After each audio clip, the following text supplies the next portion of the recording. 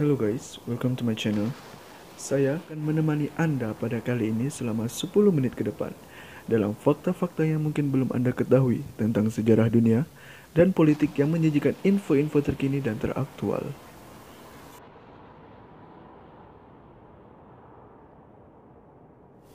Kali ini, kita akan membahas fakta dan sejarah panjang tentang konflik negara Israel dan Palestina.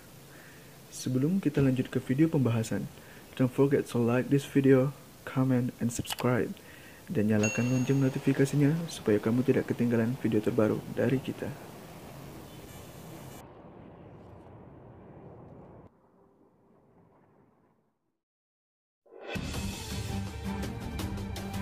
Seperti yang kita ketahui, bahwa konflik Israel dan Palestina adalah salah satu konflik paling abadi dan paling tragis di dunia.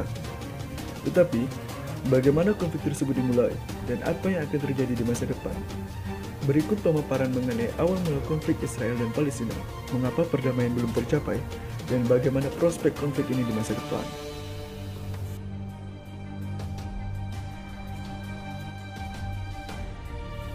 Dilansir dari laman SBS News melaporkan, seiring Eurovision berlangsung di Tel Aviv, sorotan global menyinari wilayah yang telah terpelosok dalam kontroversi selama bertahun-tahun itu. Kontes musik di kota terbesar kedua Israel tersebut telah menjadi sasaran protes dan seruan boikot. Di sini, SBS News mengingatkan konflik Israel dan Palestina yang telah berlangsung selama beberapa dekade.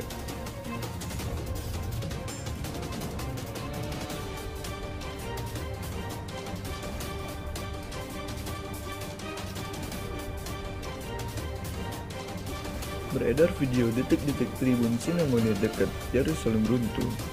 Video menunjukkan tempat duduk berjenjang tiba-tiba roboh, sehingga membuat ratusan umat berjatuhan.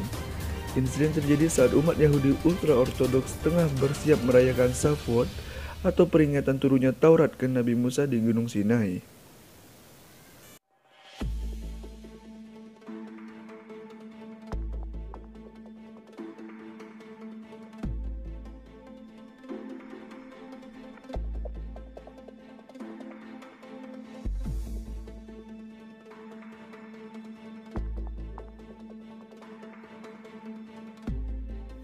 Mungkin sebagian dari kalian bertanya-tanya, bagaimana awal mula konflik Israel dan Palestina?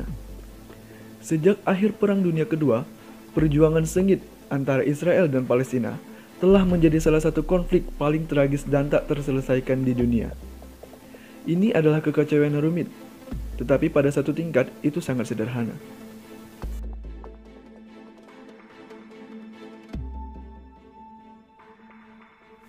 Akar konflik ini dimulai sejak zaman Alkitab, tetapi dari perspektif sejarah modern, akhir tahun 1800-an dan awal 1900-an adalah pusat dari situasi yang ada sekarang.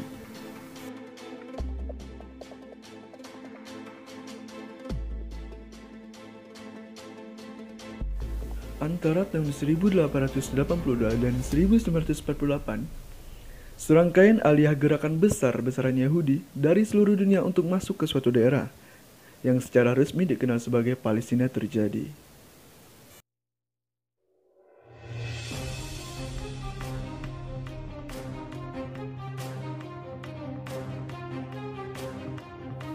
Pada tahun 1917, tak lama sebelum Inggris menjadi kekuatan kolonial di Palestina, negara itu mengeluarkan deklarasi Balfour yang menyatakan pemerintah yang mulia mendukung pendirian rumah nasional untuk rakyat Yahudi di Palestina dan akan melakukan upaya terbaik mereka untuk memfasilitasi pencapaian tujuan ini.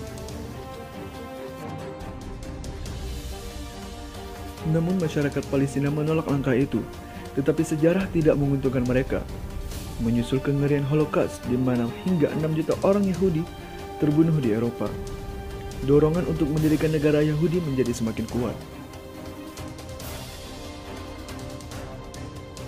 Pada tahun 1947, PBB memilih untuk membagi wilayah yang diperebutkan menjadi 3 bagian.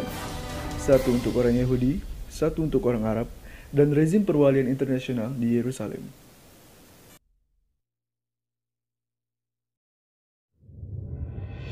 Namun, orang-orang Arab tidak menerima kesepakatan itu dan mengatakan bahwa PBB tidak punya hak untuk mengambil tanah mereka, dan perang pun terjadi. Narasi Palestina mengatakan bahwa Zionis kemudian mulai memaksa orang-orang keluar dari rumah mereka.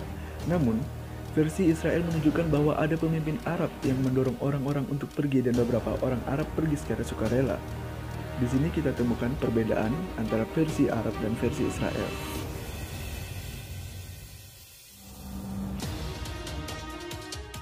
Beredar video amatir yang menunjukkan situasi kepanikan warga Palestina ketika mendapat serangan rudal dari negara Israel.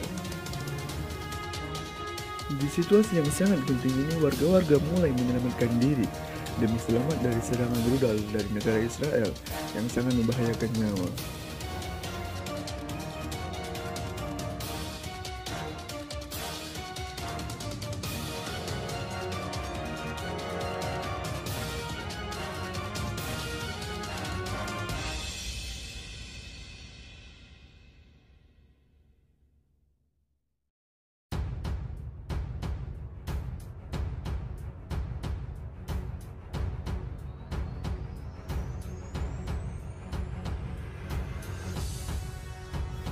Perang Arab dan Israel pada tahun 1948 yang berdarah membuat 700.000 warga Palestina meninggalkan rumah mereka.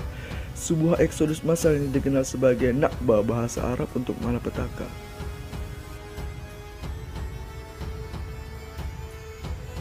Namun tetapi, ada juga orang Palestina yang tinggal di Israel pada tahun 2013. Biro Pusat Statistik Israel memperkirakan bahwa populasi Arab dan Israel mencapai lebih dari 1,6 juta jiwa atau sekitar 20% dari populasi Israel.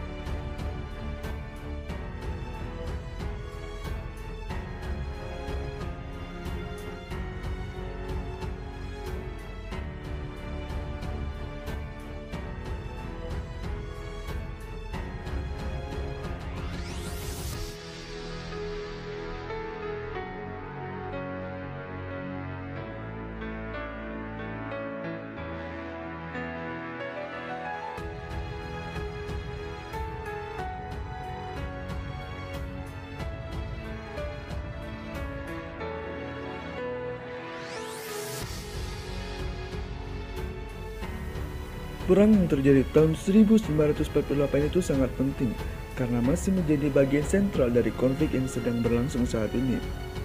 Israel menguasai semua wilayah yang disengketakan kecuali tepi barat, bagian timur Yerusalem yang dikuasai Yordania dan jalur Gaza yang dikuasai oleh Mesir. Dan keturunan dari 700.000 orang Palestina tersebut yang telah menghabiskan beberapa generasi tinggal di kamp-kamp pengungsi sekarang berjumlah sekitar 4,5 juta jiwa menurut UNRWA, sebuah badan PBB yang didedikasikan untuk para pengungsi di Palestina. Tuntutan utama warga Palestina dalam perundingan damai adalah hak untuk kembali bagi para keturunan ini ke rumah-rumah yang ditinggalkan keluarga mereka pada tahun 1948.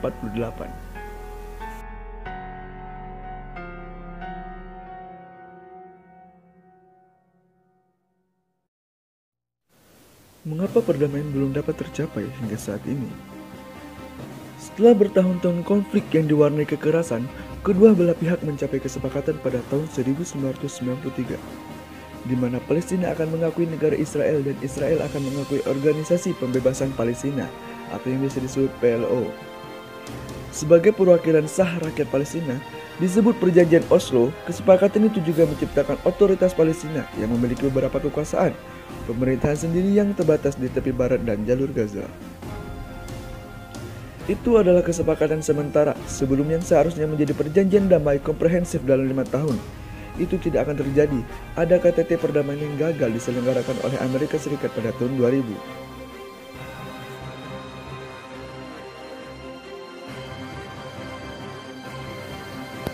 Israel menjadi kekuatan nuklir yang tidak diumumkan pada pertengahan tahun 1980-an dan dengan dukungan Amerika Serikat membangun salah satu pasukan pertahanan paling tangguh di dunia. Asisten Profesor Mahanasar dari Sekolah Studi Timur Tengah dan Afrika Utara di University of Arizona berpendapat bahwa dukungan Amerika Serikat terhadap Israel telah menjadi salah satu alasan utama mengapa konflik ini sangat sulit untuk diselesaikan. Pihak yang paling kuat terlibat, Amerika Serikat, telah secara konsisten memihak Israel atas Palestina dan telah menekan Palestina untuk melepaskan hak dasar mereka untuk menentukan nasib sendiri, katanya kepada SBS News.